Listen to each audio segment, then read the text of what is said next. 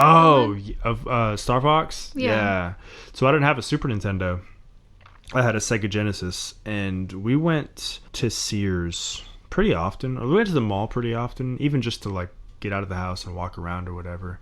I remember Mom had a Sears card, so that, you know, she'd get a lot of her like appliances and stuff from Sears, so, or clothing or whatever. So I'd always go to the video game section, and like Star Fox was always a game that they had there, and I got to play it, and my mind was blown being like a Sega Genesis gamer. I never played the Super Nintendo really that much at that time, and just seeing those 3D graphics, and I was like, whoa, like this is the future. Games cannot look better than this.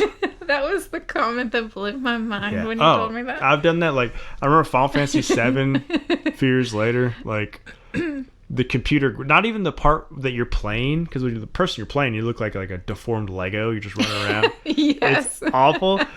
But like the CG portion of it, like, you know, I mean, arguably looks worse than the real game. And I just remember just replaying it. I'd turn it off and restart it. Just be like, man, we've hit the pinnacle. We've maxed out.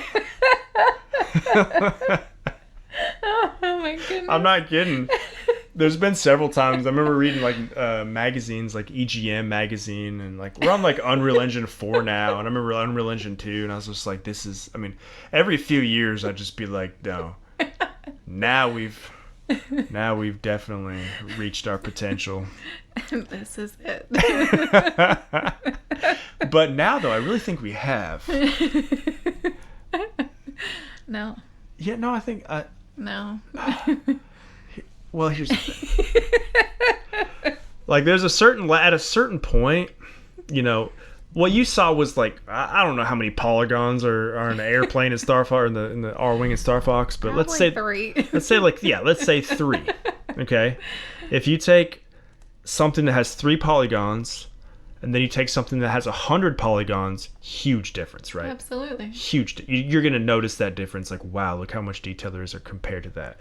Then you take something that has 100 polygons to 1,000 polygons. Wow, right? Amazing. Yeah. Okay.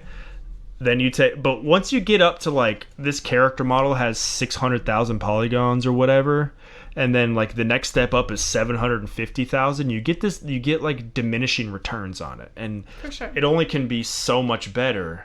That graphically, like, we're definitely maturing, and things have to be shown through increased like performance, more effects, like, you know, in like movies and stuff, you have these particle effects of like the lightsabers shooting off sparks. Like, that's the kind of stuff that's going to elevate the graphical scene in games moving forward, because just pure graphical fidelity and pure graphical like polygon count, we're definitely hit that level of diminishing returns. Like, yeah, it's gonna look better. Things like animation, you know, where nowadays like Naughty Dog and stuff, they have the balls all over their faces, and like it's bringing that level of realism versus what you saw in Witcher 3, which I think you like so eloquently put it. Like, it looks like an action figure trying to walk around in the game world. Yeah.